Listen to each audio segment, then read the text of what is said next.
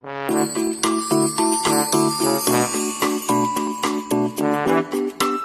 everybody, this is Leo Brady with AMovieGuy.com. We are here for another edition of the Hot Seat interview. I am here with two amazing actors, both of them with amazing careers. We are here to talk about their new film, So Torn.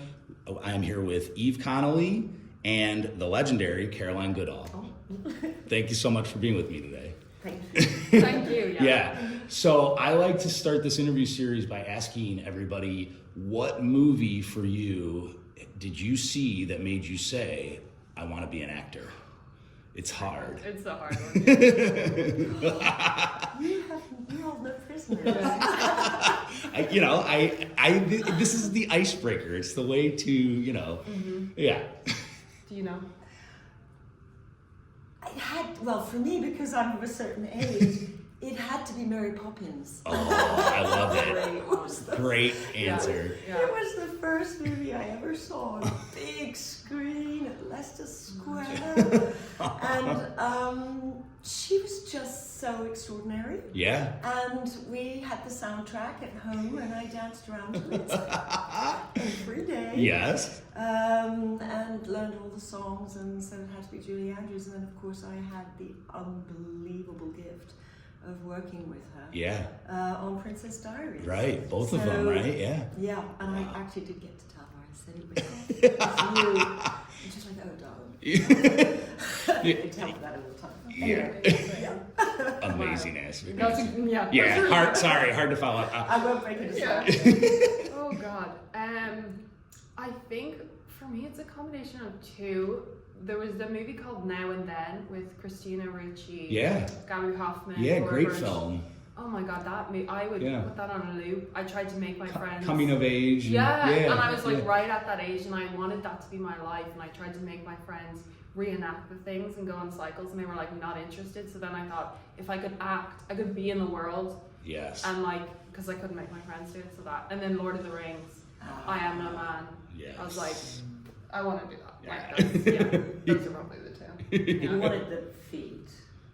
Oh, absolutely. That was my all of that. That's the dream. Yeah. I love it. I used to watch actually, behind the probably scenes. now. Yeah. Oh my God, Galadriel. Oh yeah. Wouldn't she be great? Oh my God, stop. Let's get you on the Lord of the Rings series. Honestly, yeah. seriously, Galadriel hair. Look, I mean, Eve, we talked about this a little bit already. Your career just continues to rise and rise and rise. I know Badlands and everything was sort of a launching point, but we talked about it already with The Other Lamb. That wasn't your first time working on a film, but it had to sort of be a little bit of a turning point to be part of a bigger ensemble cast like that. Yeah. Am I wrong by saying that, or is there something there for a film like that, where it kind of feels like you're working with artists and making something like that? Yeah, honestly, that's so true, and the attention to detail on the look of the film it was so and it's something that actually So Torn I think has a similar thing with every shot being like a painting. Yeah. And then also that film was just so women. It was obviously McKeel, and he was amazing. My God, he's so lovely. But other than that, it was basically all women. My sister was in that film with me. Oh, awesome. So when I think of that film, the main thing I think is just we had so much fun just constantly. Yeah. Because it was just such a lovely environment being with all those women, and then it just looked beautiful. And watching Malgo work, she's incredible. Yeah. That's awesome. Well, and you're sitting next to Caroline here, and when I think of you, I think of your unbelievable run in the 90s. I mean, I almost grew up, I feel like I grew up with you. I do. Hook, Cliffhanger, Schindler's List, Disclosure, and I will tell you one of my, it's not a favorite of mine, but it is one that I think more people need to love and talk about, which is White Squall. I'm a huge Ridley Scott fan. It's such a good movie. So when a streak of films like that happens, I mean, were you pinching yourself? Were you saying to yourself, I have worked with all of these great directors in a row. What a moment, right? I mean, it kind of probably felt like you didn't want it to end, I guess. Yeah, I mean, bit of a blur as well. Yeah. It was just so wonderful because I do think the 90s was kind of the golden age of filmmaking. Yeah. Some people say the 70s, but I think what we had in the 90s meant because it started the digital age as well. Right. And they just really did make these enormous studio movies, and it was just such a gift. I just felt so fortunate. But at the same time, I was having kids, I was married, Right. juggling everything. Yeah. But I just felt so lucky and so grateful to Steven Spielberg for sort of giving me that platform in a way, and to work with him twice was quite amazing. Yeah. It was truly something, and he is a master, and going to work with him every day was just like a masterclass. And that kind of I'd always been interested though, because I'm Australian as well, and I'm British, so to a certain extent I was able to use those amazing films to be able to do other work elsewhere, more independent film, right? Both in Australia and in the UK, and sort of keep that going a bit. So that was kind of really fantastic. But it's rare, I think, these days. We are doing a lot of TV and streaming and things, and I think everything's a little bit, all over the place. And I think it's rare to find an independent film such like So Torn, where you actually can just say, this is just so cool and so brilliant, and Freddy's 21 years old. I know. And to be at the place I'm in, which is, older and looking back and having produced some films, and then looking at this 21-year-old and seeing him on set, and just how incredibly certain he was of everything he wanted, but also using all the sort of lightweight digital techniques that people can use now that he just grew up with. Because I'm just so used to that sort of, the huge cameras and, the lighting going on forever. And watching else. dailies. And then we're just like moving so incredibly fast. And he's just a joy to work with. And it's really fabulous, actually, to have this incredible young generation. Well, and I have to put you on the spot one more time before we get off of this and talk more about So Torn. Spielberg recently just said that Schindler's List is his best film. Yeah. Do you agree? You've been in multiple. I completely agree. I do too. And, okay. It was great doing that thing for The Hollywood Reporter recently, and really having to think about it. And I just moved house, and I sort of was sort of pulling stuff out that had been under the house for 30 years, and I found the old call sheets from Schindler's List in Polish. I'd forgotten they were Polish. Oh, right. And had to really sort of think back on all this sort of little bits of memorabilia, and of course the script and my notes on it and things. And I just, I want to cry. It just took me straight back. But honestly, every shot is a masterpiece. Yes. And he did feel that. He knew it. He was on fire when he did it. Right. And I just, forever grateful that, to be a part of something like that. Yeah. Because we all yearn to be part of something that's memorable and, changes hearts and minds. Right.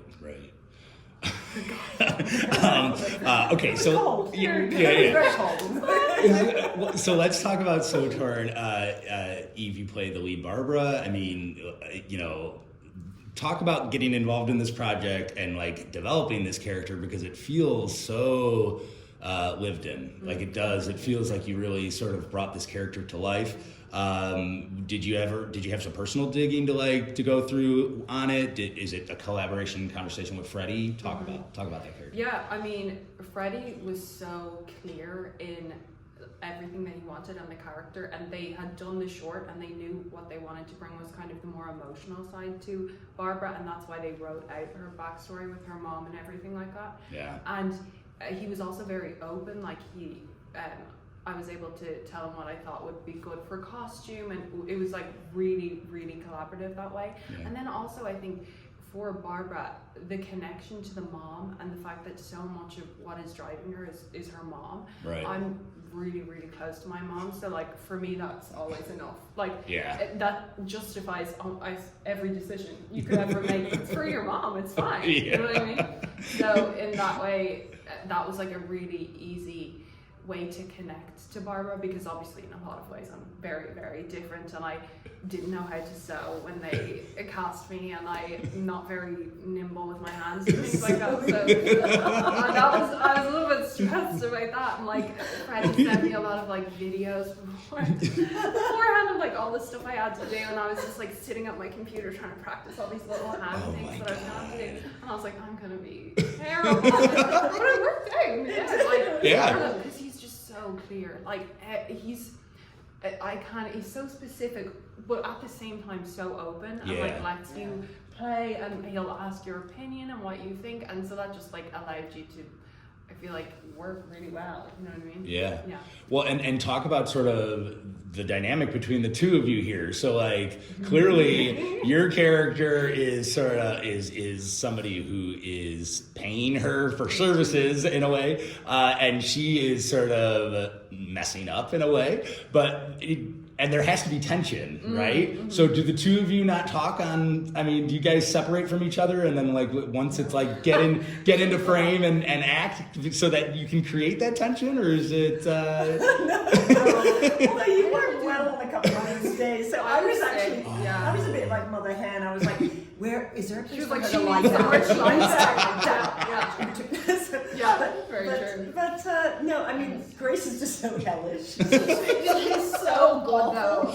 Yeah, so good, I think it's this funny little community in Switzerland, which is, of course, where it's set, which is just so beautiful as well. But it is like small town anywhere, any place. Mm-hmm. You can find them in the US as well. You've got this kind of weird collection of people who are sort of there, because it's mainly a tourist place in the winter, and they kind of know each other, but they're all sort of hanging on with their fingernails, because basically the place is sort of kind of beginning to disintegrate. Right. And so that you start with her mother's died and the shop and everything, and she's just trying to figure out how to make things work.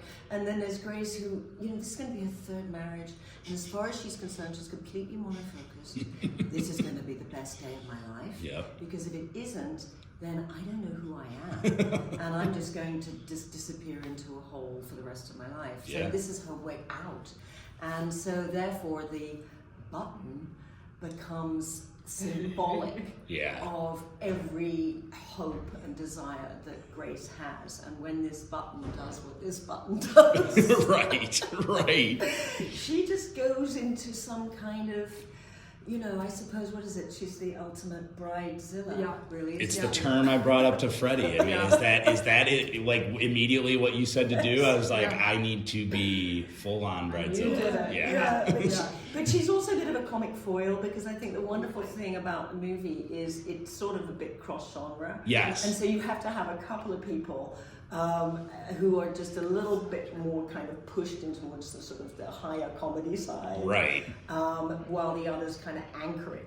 She's got the mystery thriller and, a certain amount of use of emotion that drives it as well. And then you've got the whole other thing, which is the drug deal gone bad. Right. And then you've got this maniac who basically, she doesn't care what's going on as long as it's her day. Yes. And I love that part about it too. As you said, it's like your character I love the like 3-part narrative structure as well, but like as your character kept showing up, I was like, oh no, she's back again. You kind of say that to yourself every time. Absolutely love that. I have to ask about the car. Like the car, your character drives this amazing car. It's like I got a giant spindle on it. Did you drive this thing around? Yeah. Obnoxious? What is that the word that comes in term? Thank you so much. Thank you. That was a little bit, because when I arrived, they taught me to drive it, and they were like, it's a little bit like temperamental. And so like at the start, I was kind of like, the clutch is really sensitive and things like that. But once I got into it, it was like a great car. Like, it did feel like, it was like you could feel the road beneath your feet. Like it was a very tiny car, but also like I was driving that everywhere, and the scenes would sometimes be like insane, and I'd be like doing all these turns, and like Sebastian, our cinematographer, he would be behind me. Oh, There were a couple of times, I swear I almost drove us off a cliff. Like I was so like, and with the like the like just comfort and like knowing that we were all in it together, you know what I mean? And it was totally fine. And I wanted to take that car home. It's a classic Fiat Cinquecento. Yeah. And they're really hard to find. Oh my God, it's so beautiful. But also it's the most beautiful car. Well, and the way the in world. radio turned on and all that, I was just like, yeah. It's just so beautiful. Like, it's a car that's like made to be in a film. You know what I mean? Yes. Like, oh, love it. Absolutely.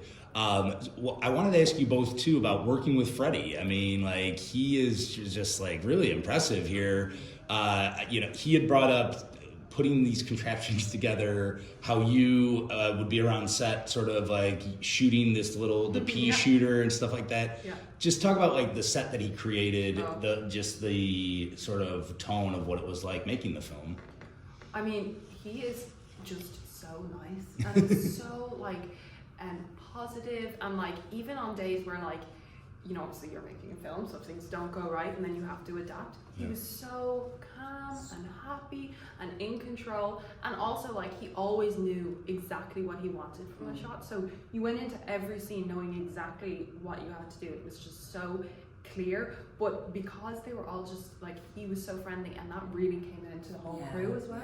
Yeah, it was unbelievable. Everybody, it was just the nicest environment ever. And then like on the last day, like it was just like everybody just became friends so much, and that really came from him like leading it, but then also him being so prepared and specific, and like what you were saying with me doing all those little contraptions, like that was literally like Fred and Freddy, they made videos of how everything would go. Yeah. Every single like thing with the thread, they planned it all out, and they would send it to me before, like in a couple of weeks before filming, to be like, this is what you're gonna have to do. Like have a look, go through these things. So I had like I knew what was coming. Yeah. About that, because you were so. Oh, stop! And when I read it, because you read a script and you think, this is just amazingly inventive. Yeah. This is just so fun. Yes. As well, but I kept saying to them, how's it going to work? Yeah. Right. I mean, how do you how's this going to work? Then they were just like, don't worry, we're kind of figured it out. It'll work. But it was such a family atmosphere. It was, it was a small movie. Yeah. And they don't make many movies in Switzerland either. So they've got this wonderful sort of ad hoc group together, and we all lived really close to each other. They put the whole crew into an old school, which also ended up being the production office, and where we had hair and makeup, and where the costumes were. And we would literally walk to work with the cowbells ringing. Oh my God, I know, And it was just wonderful, wandering up in a wedding dress on the road. But so you had this wonderful sort of, you felt really held by them. And but I think also it's Fred and Freddy. Yeah. It's the father also who, he's a great screenwriter, he works with his son. They have the most fantastic relationship. Working relationship, but also because Fred was a model maker, then he really, and they knew how everything was going to go, but I still had no clue. And the one thing was the button, I remember saying, oh, so I guess you're going to do this in post. I mean, how's this going to work with the button? Right. And they went, no. I said, what do you mean, you're going to do this in camera? That's incredible. Yeah. And so I'm waiting for the day they're going to do this. And they come up and they get a piece of cardboard, and it's been stuck together like this, and it's got a kind of runway in the middle. Wow. Where they're going to just roll the button. Yeah. And it literally, on one side with Sharpie says, this way up, and on the other side says, do not lose. Oh my God. And then they put the button in, and it rolled down and went around. And actually, about the first or second time, it actually went where it was supposed to go into the girl. I just thought, this is insane. Anybody else would be spending, that shot's going to be at least $100,000. Right. We're doing it in post, so just pretend. Just like have your eyes follow like that. Which you can't, honestly, it's not the real thing. It was a piece of cardboard. But it's, And then, of course, they did it later, after we left, and they said, it did kind of take us till midnight. They still did it. And I think that is, I don't know, that just they had my heart. Yeah. After that. Yeah. They truly did. Well, and this is high praise. I mean, I looked through the list of directors you've worked with: Spielberg, Ridley Scott, Lars von Trier, Barry Levinson, and so on. There's probably so many that I'm forgetting. So it's high praise for Freddy to hear it coming from you. Oh, well. Gary Marshall. Yeah, Gary Marshall twice. Yeah. Okay, last question. So as we talked about, this film has this Rashomon style of choices that you make. Is there? I asked Freddy this question. Is there a version that you think is the correct version? That's so I don't know. I know. Freddy's. Do you want Freddy's answer? Yeah. Oh, yes. He said the explosion. Yes. Yeah, the explosion one. Yeah.